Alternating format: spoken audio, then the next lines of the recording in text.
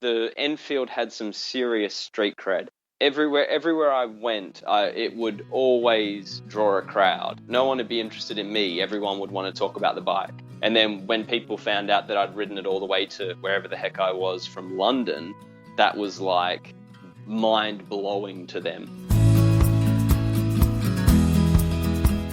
This is the Adventure Sports Podcast, where we talk to athletes, adventurers, and business owners from around the world of adventure sports. Whether you're climbing Mount Everest, starting a bike shop, or getting up off your couch to take your kids hiking for the first time, we want you to have the motivation and inspiration you need to chase that next adventure. The Adventure Sports Podcast is brought to you by Camp Crate, the leaders in fully planned self-guided backpacking adventures, as well as backpacking gear rental. You can check them out at campcrate.net.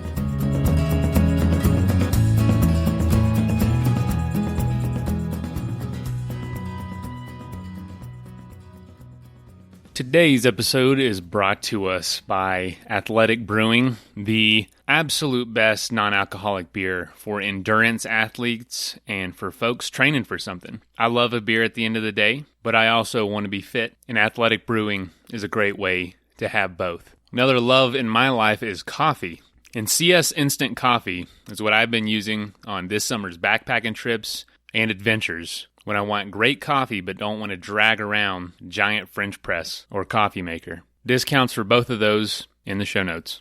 And so today's Throwback Thursday episode is from almost exactly 2 years ago, June 29th, 2017, with Luke Gelmi, and Kurt is doing the interview. And this is, it's a motorcycle trip that's just unreal, mostly in Africa, but it goes through tons and tons of countries, I think like 30 countries. I definitely see this in my future, motorcycle touring. Maybe you do too. Maybe you already do it. I just wanted to mix it up today. We also be listening tomorrow. Tomorrow's going to be a great episode. I'm really looking forward to it. But all right, enough of me rambling on. Thanks for tuning in today, and have a wonderful 4th of July. Let's celebrate our freedom to do almost anything we want, including pursuing our adventure sports.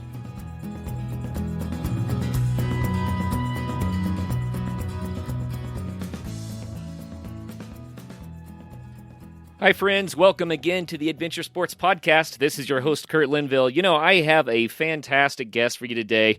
He is in Paris right now. It's where I caught up with him. He's from Australia, but he's one of these world-traveling guys who has amazing stories to tell. A while back, he decided to go on an epic motorcycle adventure that led him through lots of countries and spent probably the majority of his time in Africa, where he had amazing adventures and experiences, life-changing experiences. I'm excited to visit with him today about motorcycle adventure travel, or maybe we should say adventure motorcycle travel. Luke Gelmi, welcome to the program. Thanks for having me, Curtis. I appreciate it. You bet. It's an honor to have you on the show, man. This is going to be a lot of fun. We love adventure travel on the Adventure Sports Podcast. And we also love motorcycles. And when we can put the two together, it always makes for a fantastic show. So I think, that's a win. Yeah, it's hard to tour around the planet on a motorcycle without having amazing adventures. Would you agree with that?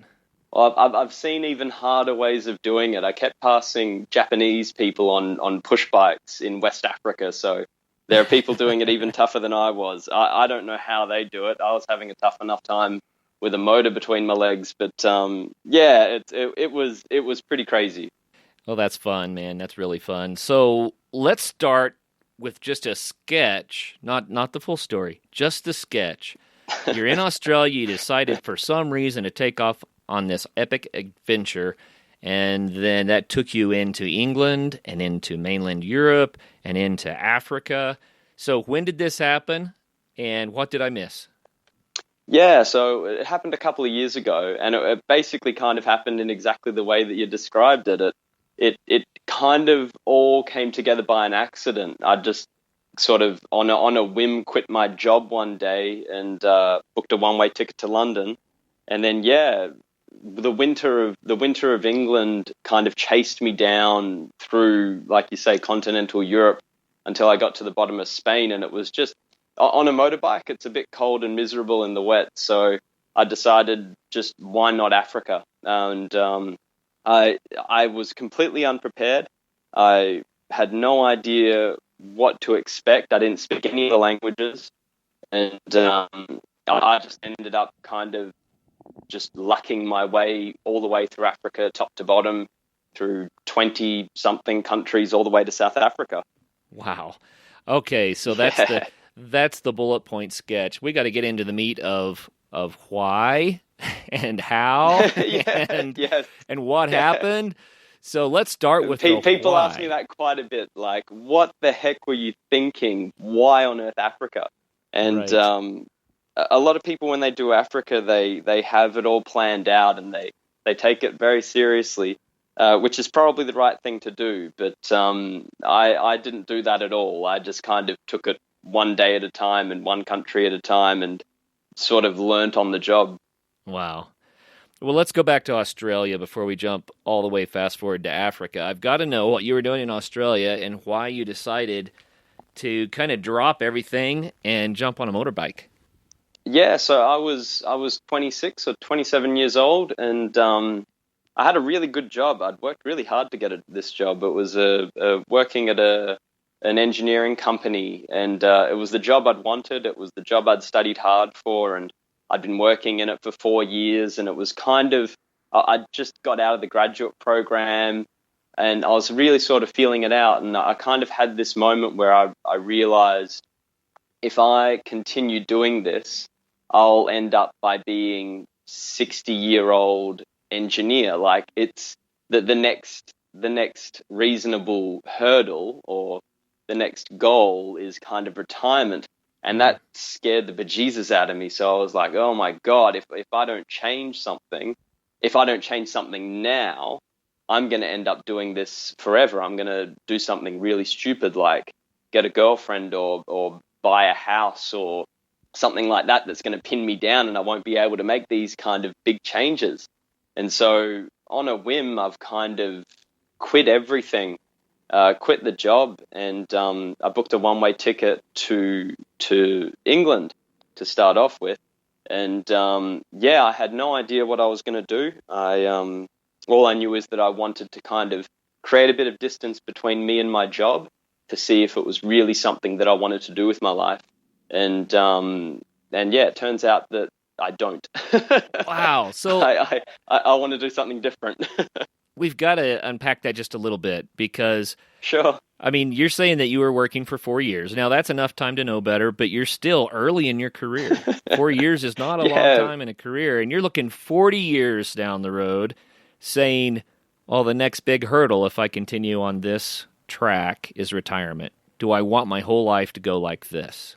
Yeah, and I think a lot of people have that in their mid to late 20s, when all through school they've kind of been either, well, I would say working my hardest, but a lot of people maybe wouldn't say they were working the hardest at school. But in school, you're kind of directed into your career, and once you start studying at university or college or whatever, you're kind of on the rails.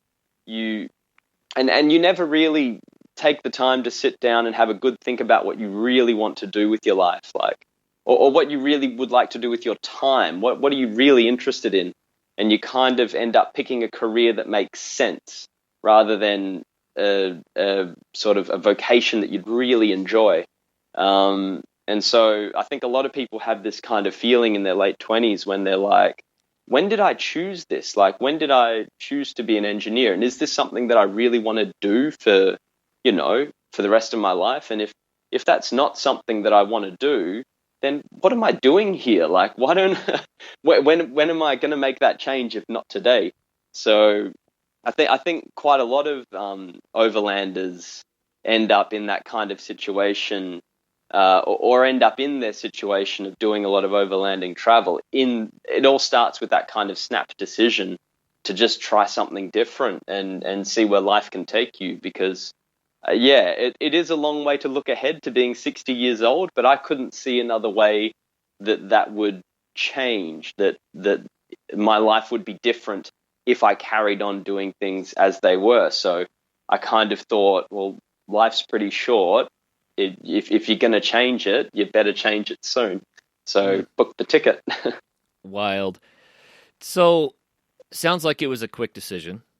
Yeah, And very much a snap decision. I was sitting in my office one day and I kind of just booked the flight, and I was like, okay, the flight to London is booked. I spent about $1,000 on it or something like that, and I'm like, well, this is happening now, and I was freaking out about how I was going to do all the stuff that I need to do, like quit the job and can the rent and like move all my stuff somewhere, and how was I going to do all this kind of all the logistics of leaving indefinitely. And it was really easy. Once I booked the ticket, it was surprisingly easy from there. It kind of all took care of itself in a weird way. Yeah. wild. So, you book a ticket to England, but you don't have a motorcycle that you're taking with you. So, from the get-go, were you planning on grabbing a bike in England? That was my whimsical, romantic idea, was to get there and buy a motorbike and just do a bit of touring.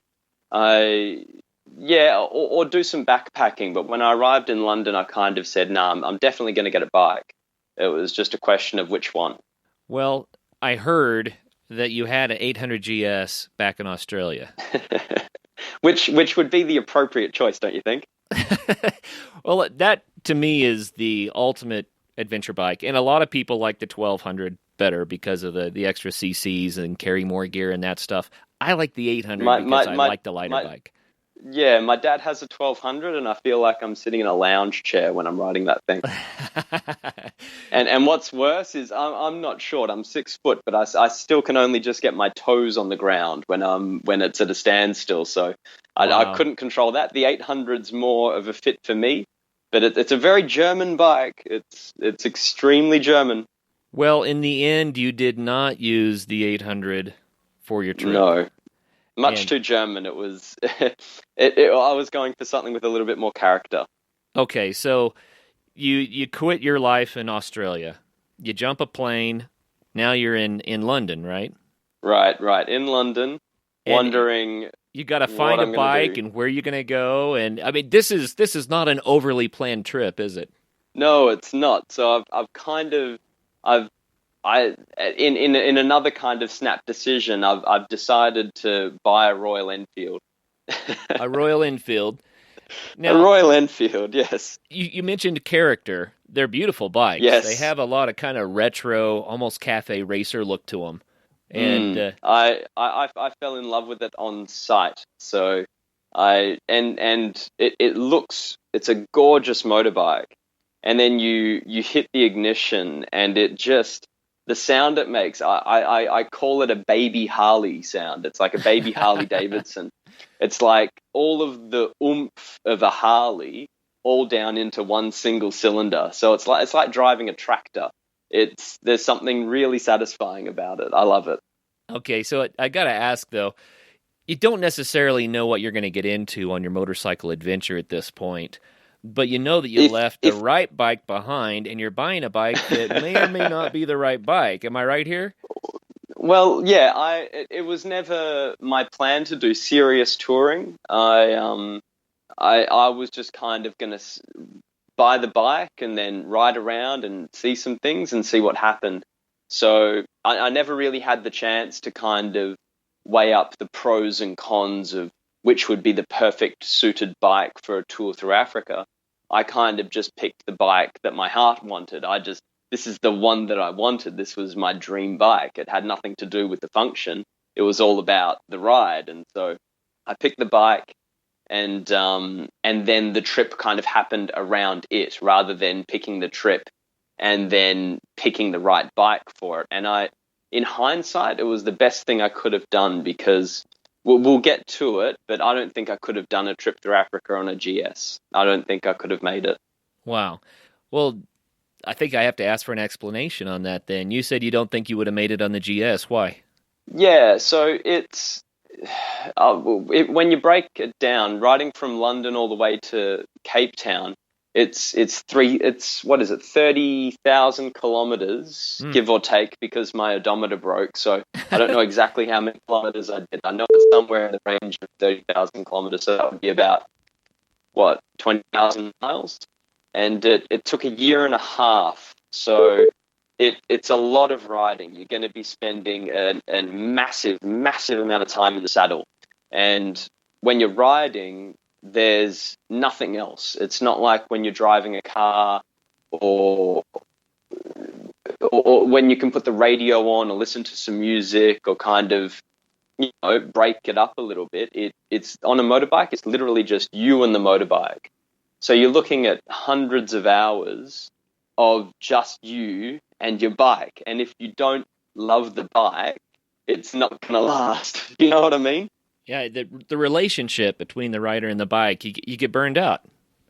Absolutely. If you're not loving every minute on the bike, or if it's not a real kind of relationship that you have with the machine, it's just not going to be it won't be the same, and B, I'm not sure if I would have been able to handle it if I woke up every morning and saw the GS and thought, oh, it's a GS. Like a GS is hardly it's an incredible motorcycle. It's probably it's got to be up there with the best motorcycles in the world, but it's just not something that gets you excited, if you know what I mean.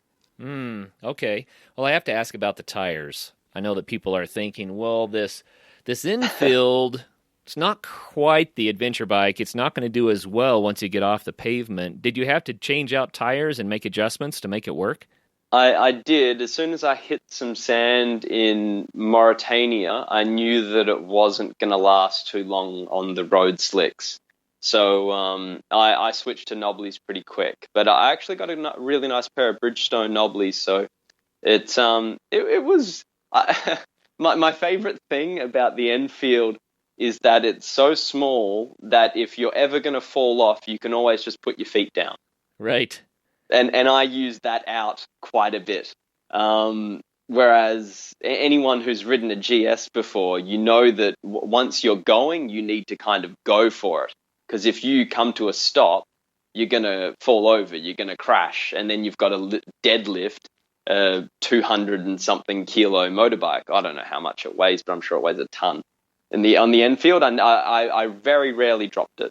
Well, that's interesting. I've always preferred a smaller bike myself, even though I'm also a tall guy. I'm 6'2", but I've always preferred a smaller bike for a similar reason. I like to be able to throw the bike around instead of the bike throwing me around. Absolutely. I would be terrified if I was on a big... Going off-road on that 1200 GS would be just a terrifying experience. There would be nothing enjoyable about it at all. It would be like impending doom constantly.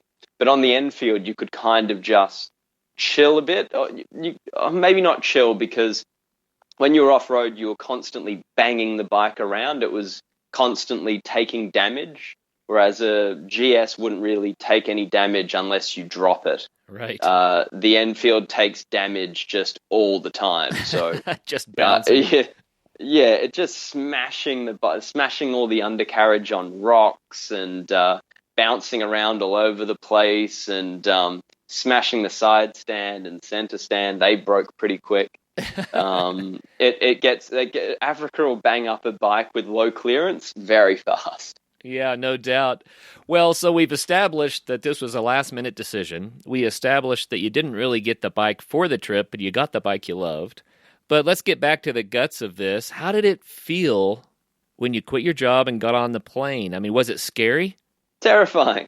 Absolutely complete. When you kind of realize that what you've been working towards over the last few months is entirely dissolving your life, you have a real kind of existential crisis moment where you're like, oh my God, like I worked so hard to get that job, and now I've nuked it, and my house, it's nuked, girlfriend broken up with, like I've made. You realize all the sacrifices that you're going to be making to do what you're doing, and it's really scary. It's really, really scary. But at the same time, I've never, ever, ever met anyone who said, you know what, I really, really regret that time that I went traveling. You'll never hear anyone ever say that. I really regret that time that I went traveling. I've never heard it said. So I kind of stuck with that and thought, I'm not going to end up regretting this one way or the other. And just kind of went with it. Wow. I think that's a testimony to people, because life, even society, is just not arranged for people to do what you did. You mentioned like you're kind of up against the ropes. Even more so these days in America, student loans to get to college, it's about the only way now that people can swing it. It's really tough to work your way through school like you may have been able to do 20 years ago. But that means that the day you graduate, you have loans to contend with, and that feeds you directly into that job. And it can't be any job you want. It has to be a job that's substantial enough to pay those loans. Yeah, so you kind of get stuck in a rat race that ends up being a meat grinder, don't you? You're trapped and there's no sort of way out. So yeah, you definitely. It's not quite the same in Australia. We don't quite. The government takes care of quite a bit of our education fees, so we don't feel quite the same pressure in terms of the bank coming knocking on your door saying you owe us. The government's a bit more quiet about how much we owe them, but the Australian government, that is. Right. But yeah, you definitely, or for me at least, I definitely felt all of the kind of the opportunity cost of quitting all of this whole life thing. And what I was acutely aware of what I was giving up to do this trip, but it still, even at the beginning, it still felt worth it. I felt vindicated practically the whole way. So was there something that stood as a real barrier to you doing this that you had to overcome before you finally committed and said, I'm gone? Yeah, so the thing that pushed me over the line was the thing that really pushed me over the line. I've been thinking about it for a number of months, but I saw a guy. I was just taking a lunch break for a lunch break from work, and there was a guy, a hobo, or at least he looked like a hobo, sitting on a park bench in the beautiful sunshine in front of a lake. It was picturesque, and he was just enjoying his day, just sitting there taking the air. And I was thinking, here I am stuck in my cubicle up, 20 floors up in the sky, working away in front of, all these computer screens. And here's this guy, he's been sitting out here for who knows how long, just enjoying the lake, enjoying the sunshine. And he's got nothing. He's got nothing, and yet he's having a better day than I am. Wow. And I kind of had this moment where I was like, I would totally on the spot trade places with this guy. So I'll take nothing and sit out here and, enjoy the beautiful day. And he can have everything and go back and work. Do you know what I mean? Sure. Like, it kind of made me, it gave me a perspective that I could look at my choices from, which is, I don't need all this stuff. I don't need to work and I'm sure if you asked him, he would gladly swap places with me because everyone kind of wants what they can't have. Yeah. But in any case, it kind of made me go, you know what? I don't need this career thing. I want to enjoy the sun shining as well, and set off on this big journey. Athletic Brewing is pioneering non-alcoholic craft beer. Yeah, I said non-alcoholic craft beer. And there's a number of reasons you might want to do that, whether you're training for an event, which a lot of our listeners are, or, if you're babysitting and don't want to be drunk in case something happens. I mean, stuff happens, but you still want to sit down and enjoy the game and have a beer. This is an incredible option for a full-flavored, full-bodied beer.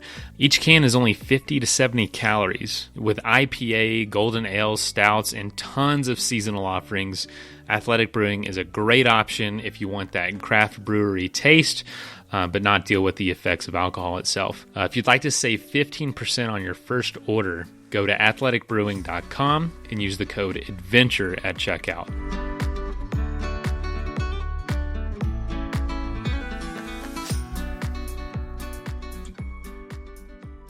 I think there are kind of stages to adventuring.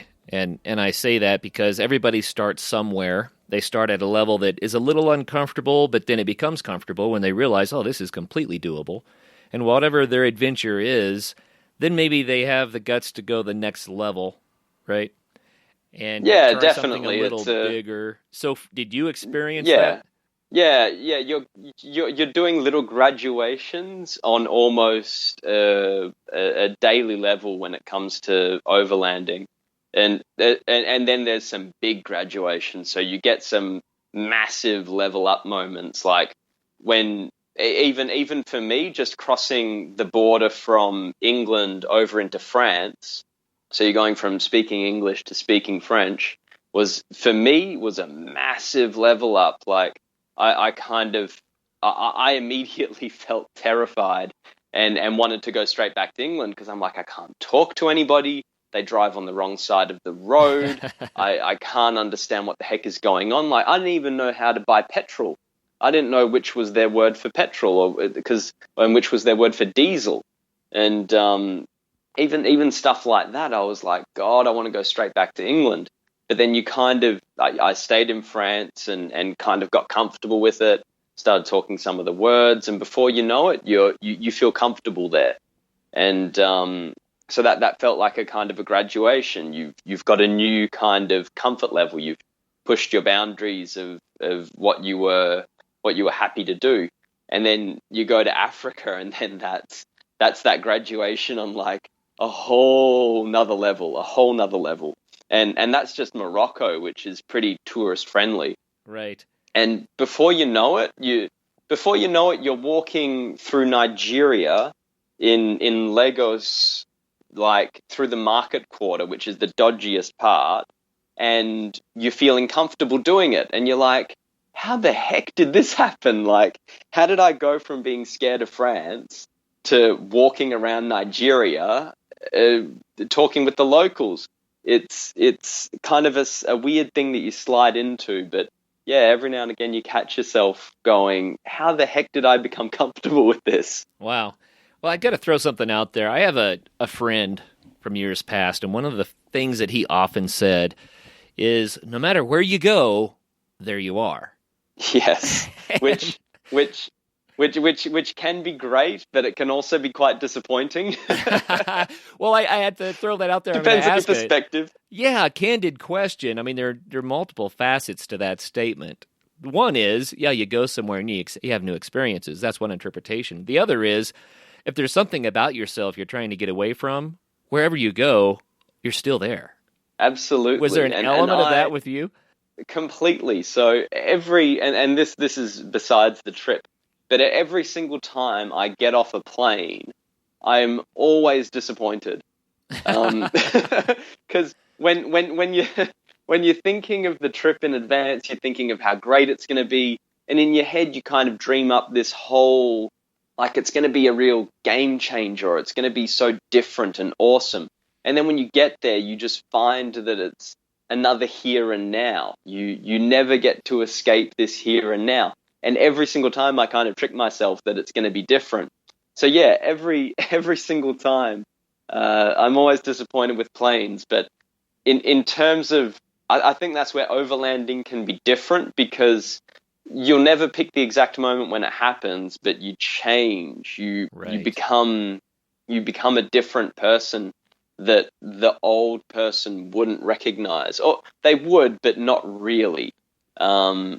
You change a lot. You change almost daily, but it's still you, but it's a different you, that's for sure. Well, as you describe the challenges of going, from England into France, and then, that's like from a 1 to a 2, and then you said from France on into Africa, it was more like a 2 to a 20, right? But you're growing with this. I thought that going from England to France was a 1 to a 10. I thought that was a huge deal. And then going to Africa was just off the charts. It was, I thought I was going to die. Not that I was going to die, that I was going to have all of my stuff stolen and that I would probably die. Well, that's a crazy perspective to start a journey like that with. Sounds to me like that could be kind of tough to overcome. Why did you go if you felt that way? It was kind of like a game of chicken with myself. But it was like a self dare that kind of went a bit too far. All the way south so from France into Spain, I'd been thinking a lot about what the heck I was going to do next, because Spain is kind of the end of the road when it comes to Europe. You can't go any further south to get away from the winter, unless you switch continents. And I was kind of thinking I might go to South America, but logistically that was not easy. That was going to involve a lot of shipping and just a pain in the butt. So I ended up Africa was on my mind. It was definitely something I was thinking of. And then I met another Australian in a hostel in Barcelona, and he was a crazy man. He had done all of Africa, bottom to top, down the east, up the east side. Sorry, so he'd done a bunch of countries up east in Africa, and then got deported out of Ethiopia for not having his papers right. Got deported into Yemen, nearly got carjacked in Yemen, then went and hung out in Iran and Iraq, and then I think at the time he went through Syria. Don't quote me on that one. I think he's the kind of guy who would go through Syria. Right. And then went all through Europe, and we met in Barcelona. And I'm like, and I sat him down and plied stories out of him with many, many beers.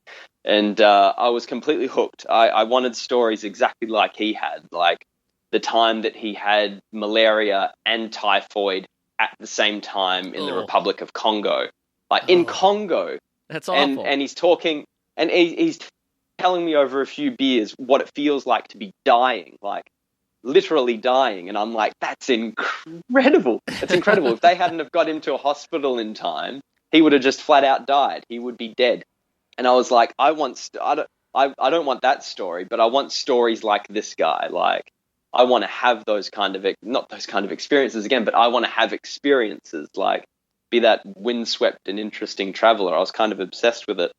And so I asked him, I'm like, well, what are you doing next? And he was like, oh, I was thinking of heading down to West Africa, maybe. I don't really know. And I'm like, you can't do that. How are you going to do that? He's like, oh, I was just going to hitchhike. So he was going to hitchhike down West Africa. And I'm like, that's crazy. I'm like, instead of hitchhiking, you can get on the back of the Enfield. How does that sound? And he's like, yeah, sure. That sounds good. And so we rode, and I was like, that's it. It's done. We're going to Africa. And we rode together from Barcelona all the way to Dakar, which is 2,000 miles. So that's a hell of a ride for someone who was a complete stranger not so long ago. A complete stranger that is bona fide crazy in your book at this point. Completely crazy, but he's a countryman. He's an Australian, so we give him the benefit of the doubt. Well, it's neat. It can't be too bad. Here's something I have to point out, okay? Sure. You take off, you have dreams, you want to try things, it's a huge challenge to you, but in going, doors start to open. And had you never gone, you never would have met him. And he kind of became your muse, perhaps, to go ahead and complete the journey, right? Absolutely. So he was kind of my safety blanket. Like, I felt so long as he was around, I wouldn't. He'd tell me if I would do anything stupid or something that I wouldn't do. Like, one day he goes to me, he goes, we were in Morocco, and he says to me, do you feel like a child? And I'm like, no. What do you mean, do I feel like a child? He goes, do you feel like a child? And I'm like, no, what are you talking about? And he's like, wearing those shorts, do you feel like a child? And I'm like, what are you talking about? Wearing shorts, do I feel like a child? And he goes, have a look around you. Do you see any men wearing shorts? And so I look all around the marketplace and I'm like, no. And he's like, no, you don't see any men wearing shorts. And I'm like, gotcha. Like, I might have never made that connection. It was little stuff like that. He was he wasn't that much of a help, in all honesty.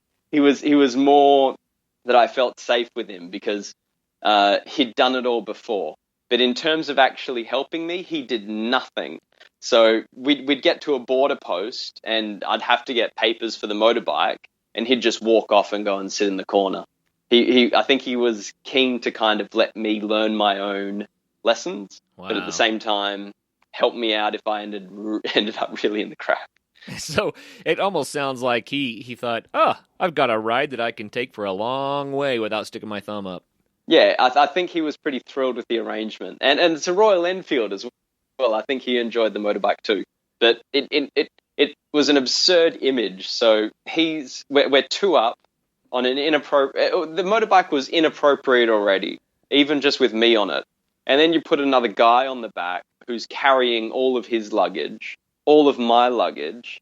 And it looked like a scene out of the Motorcycle Diaries. Well, I was going to say, it's not easy on a motorcycle to have a pillion. It throws the bike out of balance, right? Yeah. And then you've got gear on top of that. This guy, that's true, but this guy was the perfect pillion. He, like I said, he was a crazy guy, but the best thing about him is he was very quiet, and he just wouldn't move. So after long enough on the motorbike, I'd completely forget that he was sitting behind me, and I'd start singing. I would start singing songs like I'm by myself, like go through a few songs before I'd realize that he's still sitting on the back of the motorbike. Does and he he's give you been a hard listening time? to all of this. He had to give you a hard time about that. No, but he wouldn't. He's the kind of guy who just wouldn't care. He's like, you can do whatever you want. I don't care. It's no biggie. He was a very chilled out dude. I have to point out that had you never left Australia, the doors never would have opened to take you further and further into your adventure. And this guy shows up, gave you some guidance and some inspiration, and he helped you to make that next bigger leap, right? But that never would have happened if you stayed home. Yeah, he was exactly what I needed at the exact right time.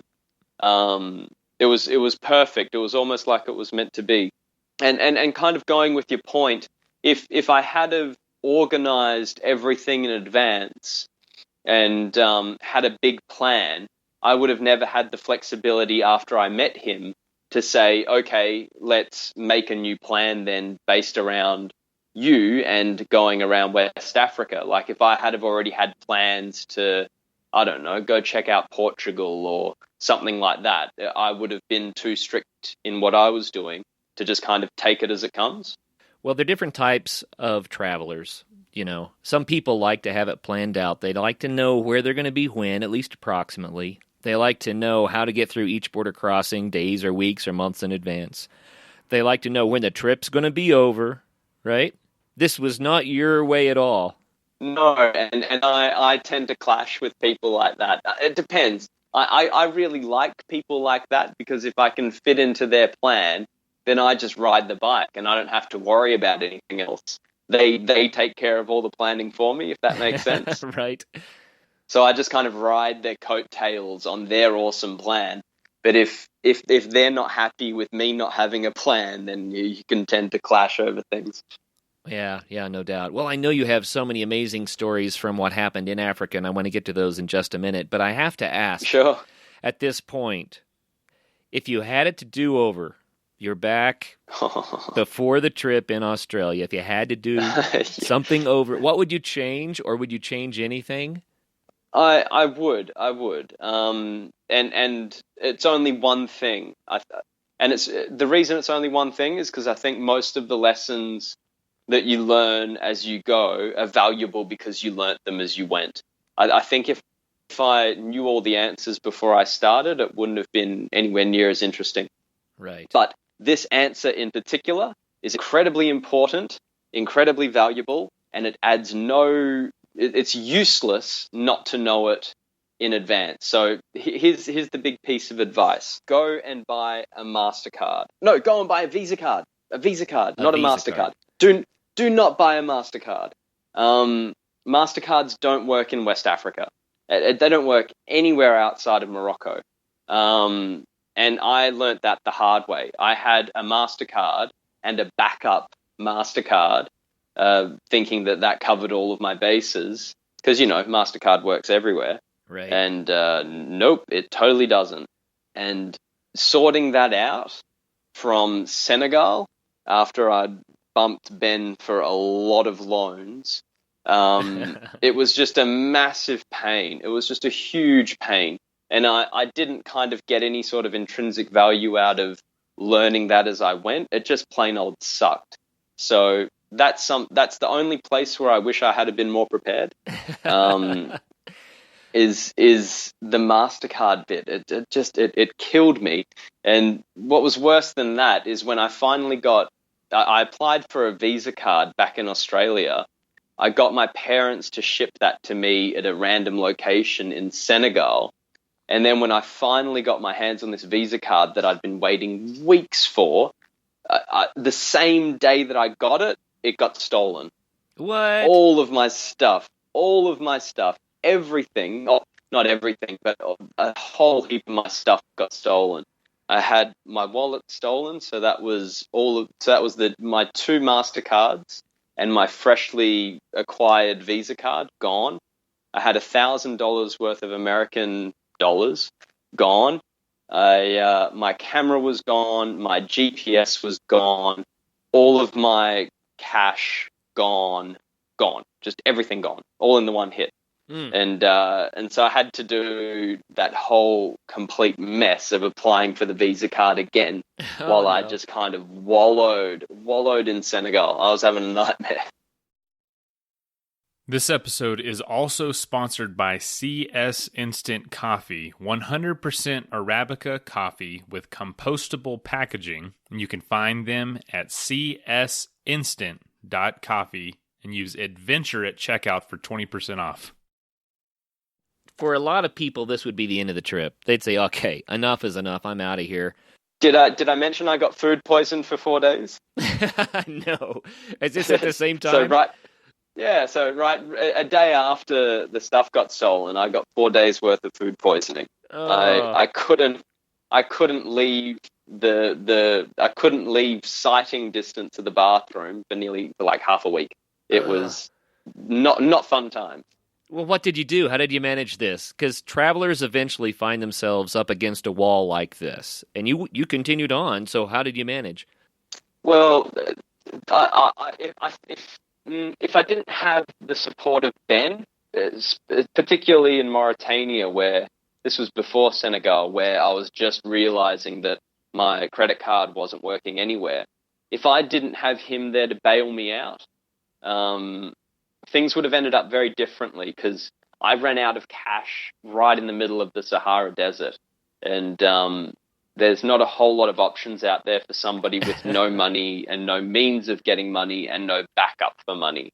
So if Ben hadn't have been there, I would have been... the mind boggles about how that situation would have ended up. But he he lent me some money and got me out of it until I could get the credit card. And... But once I got the credit card, I just kind of kept on going, because, I mean, what else was there to do? Some people would say you get on an airplane and you fly back to home. I've got to admit, it was tempting a few times to just get on an airplane and go, but it was kind of my pig-headedness not to quit. Because I knew that if at any point in time I got on a plane because I just wanted to go home, that I would have quit, and I don't think I would have been able to live with myself after that. So it was a bit of sort of pig-headed bastardry that got me through at times. Well, I kind of get that. You know, you're in this for the life experience, and you know that if you walk away from it, you miss out on what you're looking for. Yeah, and you kind of you know from the start that it's probably going to be tough. So it's kind of when it does get tough, I shouldn't really have acted so surprised. But if I'm honest, Africa definitely has its tough moments and it definitely has its challenges. But on the whole, it was incredible. On a day-to-day basis, it was just wow. There's nothing quite like it. And so, yeah, I talk a lot about all the bad stories because, you know, they're the fun stories. Right. But the good stuff doesn't get enough time in the sun. And it's incredible. It is really, really good. Well, tell us what your average day was like. Not the bad story day, but just I'm on the bike, I'm traveling through Africa, I'm seeing things, I'm feeling things. Give us the details. Take us there for a minute so that we can be on the bike with you. Well, to do that, you're going to need to write 3 books because every single day is utterly unique. There is no par for the course, so it never gets boring. It never for an instant are you bored, because every single mile is different from any other mile that you've ever done before. So it's constantly interesting. It's constantly engaging. It's often beautiful. And the people are wonderful and always surprising, but never the same. So there is no. It's constantly changing, and it's which as a traveler is sort of what you're going for, because you're always on your toes and you're always interested. It never gets boring. I think the contrast of one's own life experience with the life experiences that they see around them, I think that contrast sometimes is what travel is about. Did you find that to be true? Yeah, it definitely gave perspective. I actually found that gap hard to cross. Like the contrast was so heavy between myself and anyone that I met that it was kind of hard to bridge that beyond not be we could always get beyond small talk, but never really go much further than that, except with some very special people. So in terms of making connections, it was quite often difficult, and especially because, and I learned this on a number of occasions, when you do really make a connection with people or with a family or something like that, you're always moving on. Right. And so I had these incredible connections with incredible people who I would love to spend more time with. And then now, and you know that as soon as you're gone, you're never going to see them again for the rest of your life. So it's quite sad, but it's kind of like a lightning strike, where just because it's quick doesn't mean it wasn't beautiful, sort of thing, if that makes sense. Oh, yeah, it definitely makes sense. Do you think that your mode of travel helped or harmed? And in having been on the back, did that help or harm in connecting with the people as you traveled? I think the Enfield itself helped, just because it was an Enfield. Moving away from the motorcycle bit, the Enfield had some serious street cred. So Right. everywhere I went, it would always draw a crowd. No one would be interested in me. Everyone would want to talk about the bike. And then when people found out that I'd ridden it all the way to wherever the heck I was from London, that was like mind blowing to them. So yeah, the bike helped in places, but there were a couple of times on the trip where I would pull up on the side of the road after miles and miles of riding, and take my helmet off, and I would hear a river rushing right next to, just beyond the trees, and it would sound amazing. And then you hear all the birds, and then you hear all the bugs, and you hear all this kind of this noise that you weren't hearing because all you could hear was the roar of a Royal Enfield. And I was kind of thinking it would be a whole nother level of immersion to either do this by walking or do this by riding a bicycle. And I had moments of jealousy for the people who were doing it overland on bicycles, because they must really get to feel the nature of a place, the quietness of these beautiful places, whereas my life was never quiet. My life was always extremely loud and right in my ears. Like the Enfield is a loud beast. And but then I would get on the motorbike and twist the throttle and go, well, that was easy. Riding a bicycle top to bottom through Africa is going to have its own challenges, I'm sure. Oh, yeah, and we've interviewed people that have done that, and it's a totally different story to what you're talking about. But I met a Japanese guy who'd been riding for 12 years and had been around the world. It was either 3 or it was 4 times. wow. 12 years riding bikes. It was, and he blew my mind. But I think it takes a special kind of crazy to think that that's a good idea. Well, once you've done your first year, then maybe it's a lot better idea to keep going. Yeah, but everything in moderation, though, right? Right. It's a bit extreme for 12 years to be riding around the world. Yeah, oh no, I'm with you. That's a whole nother level that I think a lot of us I'm happy to make connections and break connections for a year, but I can't imagine what it's like to make best friends, like meet new best friends, and then never see them again for the rest of your life, kind of thing. On a weekly or monthly basis, you meet someone who you really get along with, and then you never see them ever again. Doing that for 12 years, I'm like, how is he not crazy? And maybe he is crazy. Maybe they're all crazy. Who knows? Those bicyclers are all nuts. Well, the bicycle tourists that we've had on the show just go on and on about how wonderful it is and how much they enjoy the time. Just like you said, being able to experience nature that way. So I think there's something to it, but I think anybody would say that anyone who's willing to walk away from a perfectly good job and a stable place and take off on an adventure with an unknown outcome like you did, they might say, well, you're just crazy.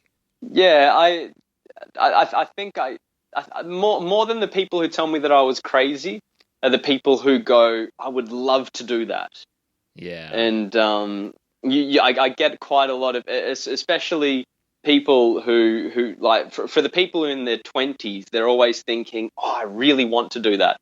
And then you talk to some older people and they're like, damn it, I wish I had have done that. So I get less of the crazy stuff and more of the kind of, I would love to do that sort of thing. Well, you know which side of the fence I'm on there. Yeah, well, it's never too late. Well, I have to say, though, when you were preparing to leave, and your preparation was pretty quick, but I would expect that that's when you get you're crazy. And then after you've already done it, that's when you get oh, dang, I wish I could do that too. Well, everyone at my work was the dang side. They were like, God damn it, like, why can't I do that? And I'm like, come with me if you want. Nothing stopping you, like.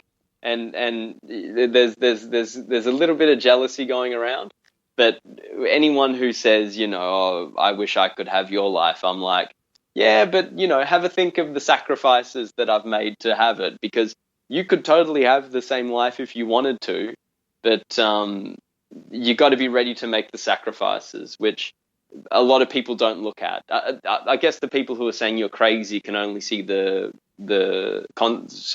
only see what's the word I'm looking for? What's the word I just used?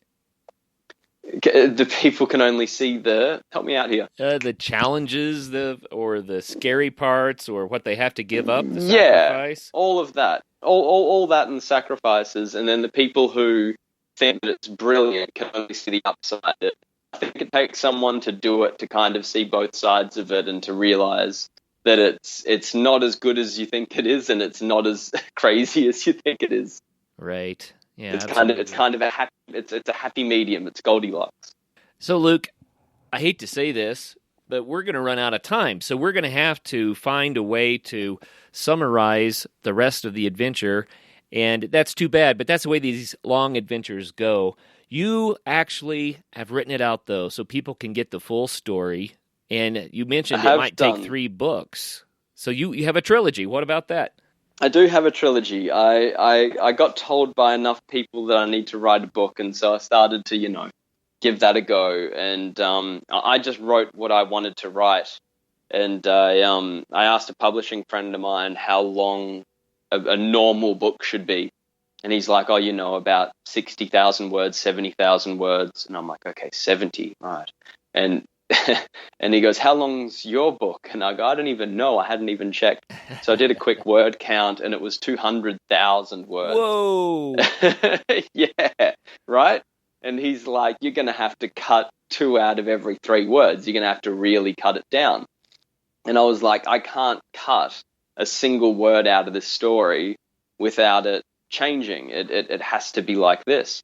And I thought, well, why not do a trilogy then? Like, all the epics are all done in trilogies, so bang, let's do a trilogy. Why not? And yeah. So we split the giant book into giant book into 3 books, and it actually split up quite nicely. The first book takes it from day one of quitting the job all the way down to Sierra Leone, which is like kind of getting into the heart of West Africa, where things from Sierra Leone, you got countries like Liberia and Nigeria and Ivory Coast and Gabon and Congo, and that's the kind of bit where it gets crazy and out of control. And then there's the end bit where I completely lose my marbles. I go totally nuts by the end of the trip. The last third was actually quite tough on me because I was having panic attacks, but I didn't realize I was having panic attacks. Have you ever had a panic attack before? No, I've experienced anxiety that didn't really have a cause, which is a weird place to be, right? But never a full-blown panic attack. So it's exactly that, and then add on that kind of weird feeling, add on top of that the feeling like you're actually currently dying of a heart attack. Oh, no good, man. It's epic. It's full on, and I was having those on a daily basis towards the end of the trip, and I just thought I was sick. I just thought I was kind of getting a bit crook, and I didn't realize what was going on. And so towards the end of the trip, I was completely losing it. So that's the third book. And then I kind of got home, and we got on top of the situation and what was going on with the anxiety. It came out of nowhere, but it fed on itself, if that makes sense. Yeah. So it just goes into a vicious cycle of you're feeling anxious, so you get more anxious, which makes you feel more anxious, and it kind of just goes wild, and then you kind of add panic attacks to that, and what could make you more anxious than a panic attack? So yeah, by the end of it, I was in need of some serious help. So it really is a tale of 3 parts. It's the naive start, it's the epic middle, and then the crazy finish. That's funny. Well, I have to ask, do you know what triggered this? What caused it? Was it diet? Was it too much time on the road? Do you have any idea? Yeah, so while I had a panic, the first panic attack I had was in Nigeria. It was just a normal day. Nothing crazy was happening. And then out of nowhere, I felt like I was about to black out. I felt like the whole world was doing cartwheels around me, and that I was going to drop the bike on a straight. I wasn't even in a corner. Wow. And it really put me off. It had me very confused. I didn't know what was going on, that maybe I ate something, or maybe I had some African worm that was eating my brain. The number of reasons for what was happening were diverse, and believe me, I explored all of them, but I couldn't get to the bottom of what was going on. And then it went away, and I didn't have any problems with it again. And then in Congo, I had lots of problems with it. And I think it was just it was a reaction to the stress. But the reason I had a problem with it is because it would pop up in places that weren't particularly stressful. Right. So if I'd had a stressful week, or something stressful had happened days ago, or maybe something stressful was coming up in the future, but I didn't particularly feel stressed at that moment, I would just have a panic attack. And so I never really related it to my stress. I just thought that I was dying of some exotic African disease, which, doesn't exactly help you calm down. No. So yeah, I could never put my finger on it. But by the time I got home, I thought that I was going out of my mind. And so by the time I went and saw a doctor, he was like, "Oh, you've just got a common anxiety problem. It's no big deal." And I'm like, "But I feel like I'm dying." And he's like, "Yeah, that's pretty much it. Like, you feel like you're dying." And it's so severe that he's like, "We'll give you some brain scans just to be sure that you don't have something wrong with your brain. But if it's not that, then yeah, it's just going to be a simple anxiety and we can fix that. And I was like, so let me get this straight. It's either I've got something eating my brain or I've just got some simple anxiety. And he's like, yeah. And so that kind of gives you an idea for the level of severity of the feeling of an anxiety problem, if that makes sense. Sure. Well, how did the trip end? You just said when I got back home. So what happened? How did you get there? Yeah. So for the last 2 months of the trip, I was really just grinding it out. From the two Congos, I had a bit of a nightmare through the Congos. The two Congos were not a fun time for me. And by the time I got through there and into Angola and then Namibia and then South Africa, each day was just its own small grind. Like even though getting out of the Congos, everything was fine again and it was pretty easy riding, I just wasn't in a good space. I wasn't. In short, it was a nightmare, and the nightmare was all in between my ears.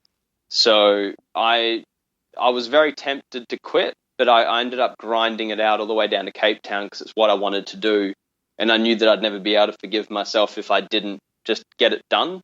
Even though it was never my goal to start with, it felt like something that I should do, like get to the bottom, see all of it, get to the bottom, and I couldn't handle the idea of quitting. So I got to the bottom in Cape Town, and I spent a couple of weeks there trying to ship the bike. And then one day I just had this monstrous, absolutely huge panic attack.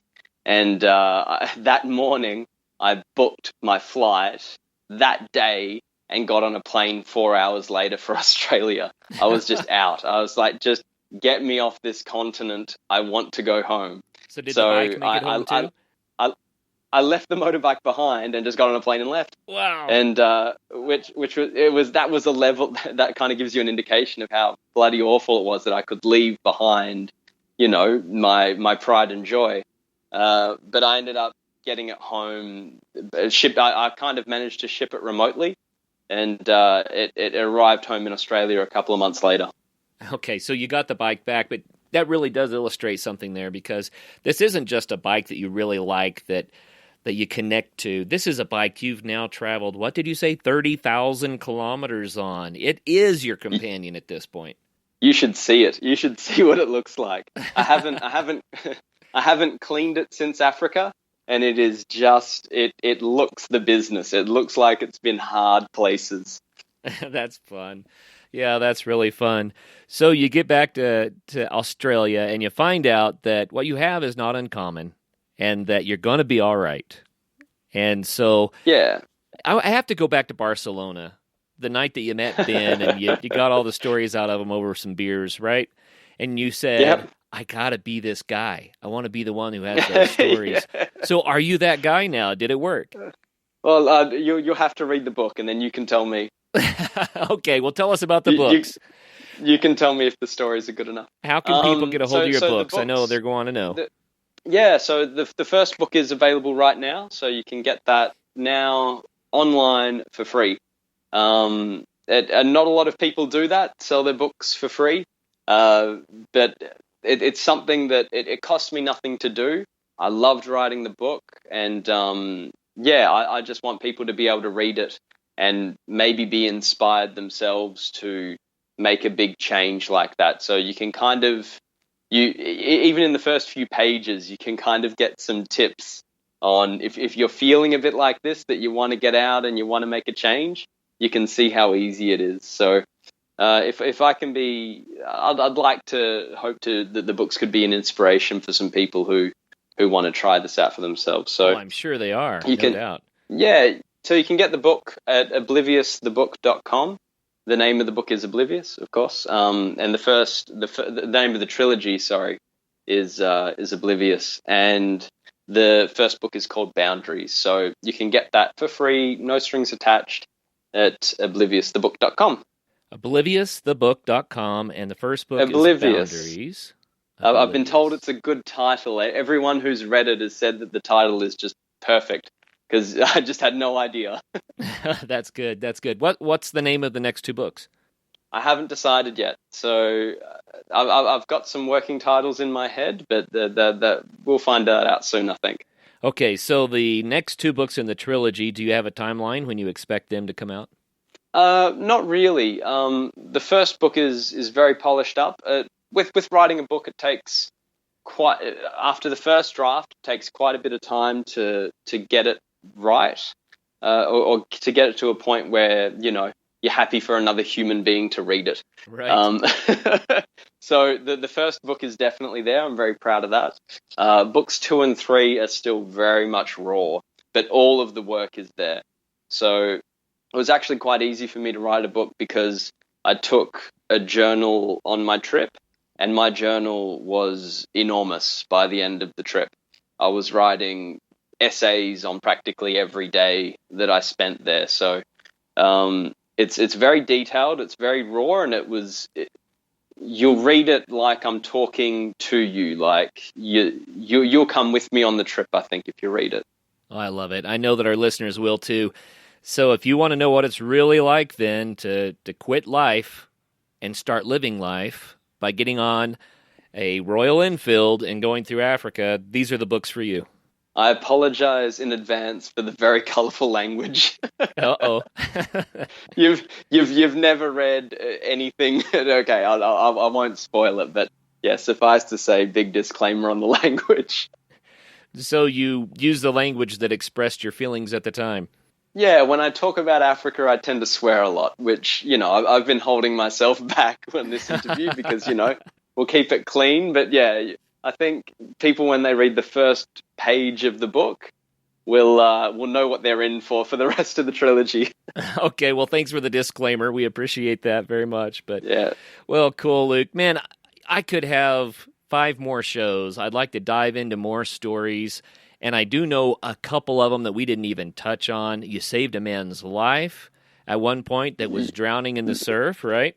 That's a long story. I feel terrible about that. And you that's a bittersweet one.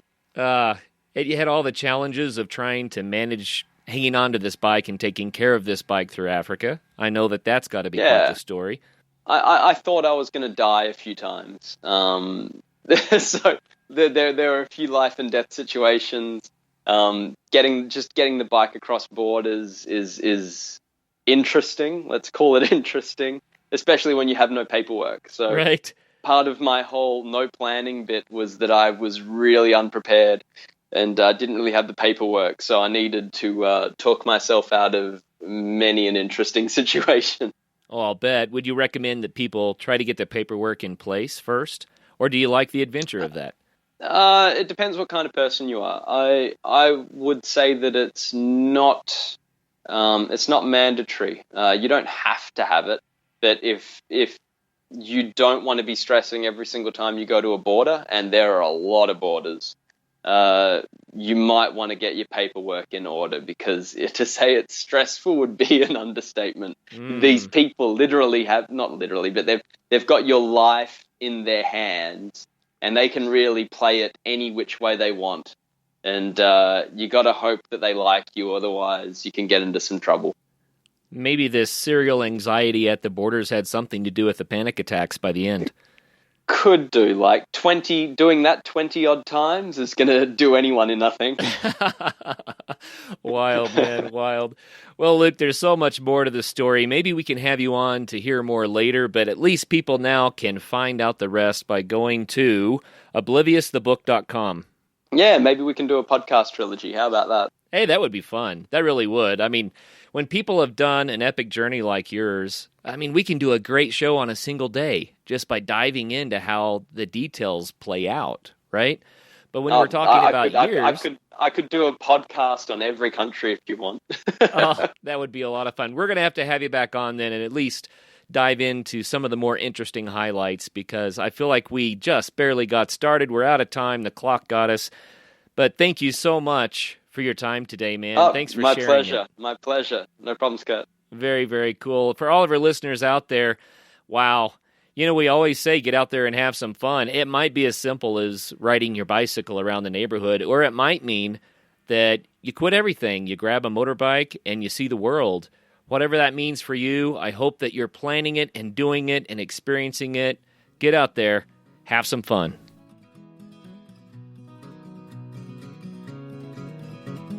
Well, first of all, thank you so much for listening to this episode. It really means the world to us that you want to spend your time with us. If you'd like to help us further, please just leave us a review on iTunes, share us on social media, tell your friends about us. You can become a patron, a supporter of the show for $5 a month at patreon.com/adventuresportspodcast. And if you know somebody that would make a good guest, reach out. We're always looking for good adventure and outdoor stories. And lastly, thank you to our sponsors, whose messages follow right now. Athletic Brewing makes the best non-alcoholic craft beer. Go to their website at athleticbrewing.com and use the code in our show notes to save 15% on your first order. After all this adventure talk, if you're needing some gear yourself, but you need some advice before buying, go to backpacktribe.com, where you can ask questions to the owners who have experience with all the gear, as well as all of it for sale right there on their website.